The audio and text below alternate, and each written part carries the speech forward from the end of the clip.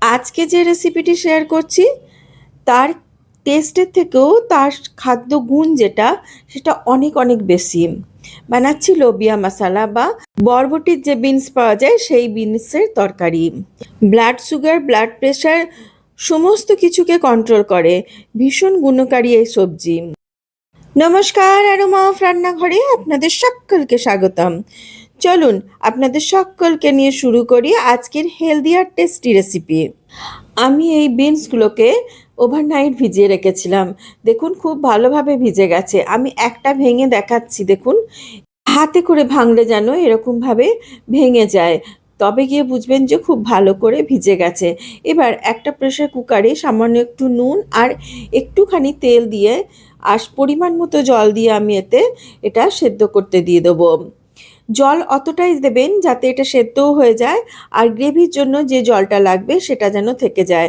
এটা এতটাই উপকারী যে এর থেকে জলটা যেন ফেলে দেবেন না, জলের মধ্যে না হলে সমস্ত উপকারটা বেরিয়ে যাবে। কুকার চাপিয়ে দিয়েছি, এতে 3 থেকে 4টে হুইসেল লাগবে। আর ওটাকে আমি সাইডে করে দিলাম অন্য বার্নারে। আর এখানে একটা মশলা বানাচ্ছি।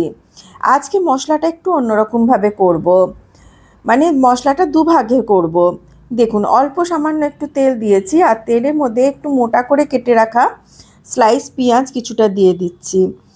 কিছুটা দিচ্ছি রসুনের কলি, আর 1 ইঞ্চি মতন আদাকে টুকরো টুকরো করে আমি কেটে নিচ্ছি, সেই আদাটাও দিয়ে দেবো। সবগুলোই রাফলি চপ আছে, কোনোটাই ফাইন চপ করে নিই, কারণ মশলাটা আবার পেশা হবে। এইটা ভাজতে ভাজতে যখন দেখবেন এরকম হালকা হালকা কালার চলে আসছে, তখন মিশিয়ে দিচ্ছি এর মধ্যে 1/2 চামচ মতো সাদা তিল। সাদা তিলটা একটু দিলে মশলাটা পরে কিন্তু বেশ ঘন হবে, সেই জন্য তিল একটুখানি দেবেন, তাতে টেস্টটাও খুব ভালো হবে। ব্যাস, আর এটাকে ভাজবো না, 2-1 বার নাড়াচাড়া করে নিয়েছি, তা নাহলে তিলটা পুড়ে যাবে। এবার এটাকে পিষে নেব। তার আগে এখানে আমি লোবিয়াটা সেদ্ধ হয়ে গেছে, ওটা আমি দেখাচ্ছি। দেখুন এই বরবটিগুলোকে হাতে যখন দেখবেন যে এরকমভাবে ম্যাশ করা যাচ্ছে, তখন জানবেন সেদ্ধ হয়ে গেছে। প্রপার সেদ্ধ হয় যেন। আর এদিকে দেখুন আমি মিক্সিং জারে নিয়ে নিয়েছি, আর এবারে এটাকে একটা ফাইন পেস্ট করে নেবো। তার আগে এর মধ্যে কিছু আরও জিনিস দেবো, সেগুলো হচ্ছে 2টো কাঁচা লঙ্কা দিলাম। দান কাঁচা লঙ্কাটা না ভেঙে দিই, নাহলে ভালোভাবে পেশা যাবে না। আর আমি এখানে 1.5 টমেটো নিয়েছি, কারণ টমেটোর সাইজটা একটু ছোট ছিল। বড় টমেটো হলে একটা দেবেন। সেটাও রাফলি চপ করে দিয়ে দিলাম। আর বেশ কিছুটা ধনে পাতা ডাঁটি সহ দিলাম, সেই ধনে পাতাটাও এর সঙ্গে একসঙ্গে পিসবো, তবে গিয়ে এই মশলাটার টেস্ট হবে। দেখুন মশলা পেশা হয়ে গেছে। আর এবারে আমি একটা কড়াই চাপিয়েছি, আর কড়াইয়ের মধ্যে দিয়ে দিলাম বেশ খানিকটা তেল। আর এই তেলের মধ্যে শুধু আজকে ফোড়নে দেবো সামান্য অল্প একটুখানি জিরে, আর কিছু ফোড়নে দেবো না। জিরে 1/2 টিস্পুনেরও কম একটুখানি দিয়ে দিলাম। জিরে যখন ক্র্যাক করে যাবে তখন এর মধ্যে সামান্য একটুখানি হিং দিয়ে দিচ্ছি।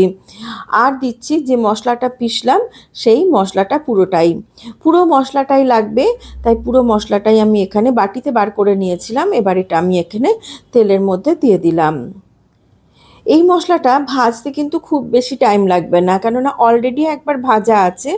তবুও মিডিয়াম টু লো ফ্লেমে রেখে এটাকে একটুক্ষণ কষতে হবে, যতক্ষণ না এর কালারটা একটু চেঞ্জ হয়ে আসছে। আমি দেখাবো আপনাদেরকে।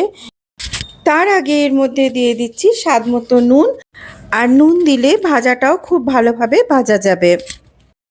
ভাজতে ভাজতে 2 থেকে 3 মিনিট হয়েছে, কালার চেঞ্জও হয়ে গেছে দেখুন। এবার দিয়ে দিচ্ছি এর মধ্যে কিছু আমি ড্রাই মশলা। প্রথমে দিলাম 1 টিস্পুন মতো ধনের গুঁড়ো, 1/3 টিস্পুন মতন দিচ্ছি এখানে জিরের গুঁড়ো, সামান্য অল্প একটুখানি হলুদ দিয়ে দিয়েছি আগেই আমি। আর দিচ্ছি এখানে 1/2 টিস্পুনেরও কম একটুখানি কাশ্মীরি রেড চিলি পাউডার, বা আপনারা শুকনো লঙ্কার গুঁড়োও দিতে পারেন। ব্যাস, এই ড্রাই মশলাটাকেও এর সঙ্গে একটুখানি ভালোভাবে এইভাবে কষিয়ে নিতে হবে। খুব বেশিক্ষণ কষানোর দরকার নেই, কেননা অলরেডি পেঁয়াজ ভাজা হয়ে গেছে। ব্যাস, এবারে একটু মশলা থেকে কাঁচা গন্ধটা চলে গেলেই এর মধ্যে মিশিয়ে দেবো ওই আগে থেকে সেদ্ধ করে রাখা ওই বরবটি বা লোবিয়াগুলো। আচ্ছা দেখুন, এবারে দেখুন তেল ছাড়তে আরম্ভ করে দিয়েছে, আর ভাজার দরকার নেই। গ্যাসের ফ্লেমটা একটু কমিয়ে রেখে আমি এই যে বরবটিগুলো সেদ্ধ করে রেখেছিলাম সেটা দিয়ে দিলাম। এর মাঝেই বলি, যে সমস্ত দর্শক বন্ধু, চ্যানেলের নতুন দর্শক বন্ধু, তারা প্লিজ চ্যানেলটাকে সাবস্ক্রাইব করে নেবেন আর বেল আইকনটা ক্লিক করে দেবেন, তাতে নতুন রেসিপি দিলে সঙ্গে সঙ্গে আপনাদের কাছে নোটিফিকেশান পৌঁছে যাবে। পুরনো দর্শক বন্ধুরা সঙ্গে থাকবেন প্লিজ। আর যে সমস্ত দর্শক বন্ধু ফেসবুক পেজ অথবা ফেসবুক থেকে দেখছেন, তারা প্লিজ ফলো করে নেবেন। আমি আরও একটুখানি জল অ্যাড করলাম, কেননা এটা একটুক্ষণ আরও ফুটবে, আর ফুটলে বেশ গাঢ় হয়ে যাবে। যাতে একটু গ্রেভি থাকে সেই জন্য একটুখানি জল অ্যাড করেছি। দেখুন কি সুন্দর কালার এসছে, আর একটু পরে কালারটা আরও চেঞ্জ হয়ে যাবে, আরও ভালো লাগবে, আর খেতেও খুব টেস্টি হয়। সবচেয়ে বড় কথা হলো এর হেলথ বেনিফিট অনেক অনেক বেশি। ব্লাড সুগার, ব্লাড প্রেশারের সঙ্গে সঙ্গে ওয়েট ম্যানেজমেন্ট, হার্টের জন্য, সব কিছুর জন্য ভালো, ভীষণ ভালো উপকারী সবজি। আর বেশিক্ষণ ফোটাবো না, হয়ে এসছে, এবার এটাকে বন্ধ করে দেবো। কিন্তু পরিবেশনের আগে এর মধ্যে একটা তড়কা দেবো। গ্যাসের ফ্লেম অফ করে দিয়েছি, আর ঠান্ডা হওয়ার পরে একটুখানি আমি আপনাদের দেখাচ্ছি। দেখুন কালারটা এরকম এসছে। আর এবার এর মধ্যে একটা তড়কা দেবো। তড়কার জন্য আমি এখানে তড়কা প্যানে একটুখানি ঘি গরম করে নিয়ে এসেছি, আর এর মধ্যে দিয়ে দিচ্ছি কিছু জুলিয়ান কাট আদা টুকরো, আর সামান্য একটুখানি কাশ্মীরি রেড চিলি পাউডার। ব্যাস, এই আদার টুকরো আর কাশ্মীরি রেড চিলি পাউডার দেওয়া যে ঘিটা বা বাটারটা, সেটা এর মধ্যে দিয়ে দিন। অদ্ভুত সুন্দর টেস্ট হবে, দারুণ টেস্টি হয়। কীরকম লাগলো রেসিপি আমাকে কমেন্ট বক্সে জানাতে ভুলবেন না। আপনারা জানালে সত্যিই খুব ভালো লাগে। রেসিপি ভালো লেগে থাকলে প্লিজ একটা লাইক করে দেবেন। আর আপনারা কে কোথা থেকে আমার রেসিপি দেখছেন প্লিজ কমেন্ট বক্সে জানাবেন, তাকে আমি আপনাদেরকে থ্যাঙ্কস বলতে পারি। আবার দেখা হবে আরও একটা নতুন রেসিপি নিয়ে। Till then, bye by.